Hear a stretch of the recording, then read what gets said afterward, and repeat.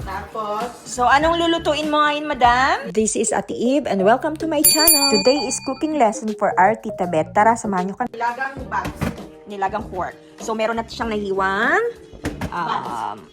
ginger, onion, Lahat na natin. No? pork nilaga.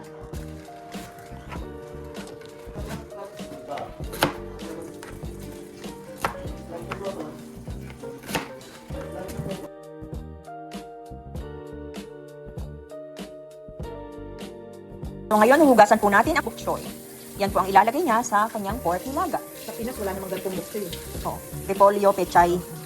Yun ang madalas eh. And then, wala na maraming gulay. Kanyang mga baboy, napakarami. Baka magulo na tayo sa baboy na yun ah. Hindi baka sa gulay tayo mabulunan. Yung baboy, itonti lang yan. Hahaluan niyo po ng saging. Nilagang saging. Nilagang saging. Nakalaga na po yun. So, Ay ba? ano pa ba? Lagyan natin ng mais. May mais ka ba? Mais na ano? Durog-durog na mais. Corn na ano na? Anong tawag doon? Yung nakahiwa-hiwalay na mais na. Oo. Over tigas. Gusto ko mahati eh. Bilis ah. Microwave niya yung kanyang bako. Ito Saging. na lang, no? Liap. Kasya ba? Sa bagay, konti lang man yung gulay mo, no? Okay na yun siguro. lang. Pwede na yan.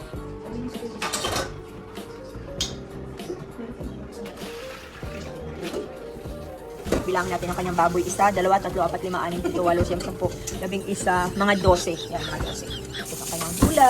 Maghiwalay man tayo. Meron na adobo. Gulay. Saka nilaga. Yun lang ang alam. Oh. Ito lang naman ako mag-adobo. Pero yung... Ibang klase. Oo, yung ibang system, style. ano lang, tuya, soko. Yun. Tuya, suka lang. Tuya. Pero yung ano. Walang asukal. Na-enhance naman ng kaunti pagdating dito. And then, nilaga. Ito, first time ko magluto ng nilaga. Tama na yung tubig. Look. Oh, pwede na.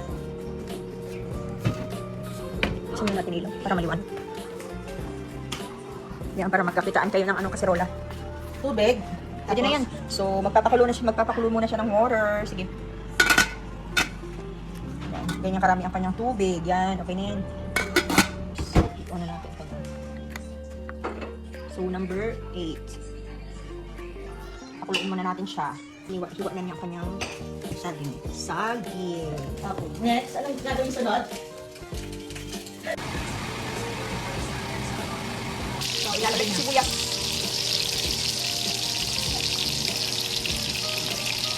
Nilaga. Takpan. Takpan sumandali.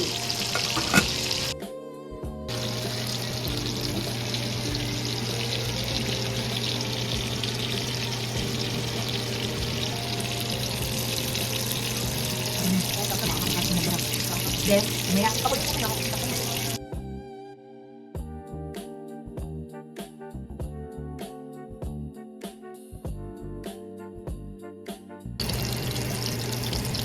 Di ba lalagyan ng patisyon? Alam mo din.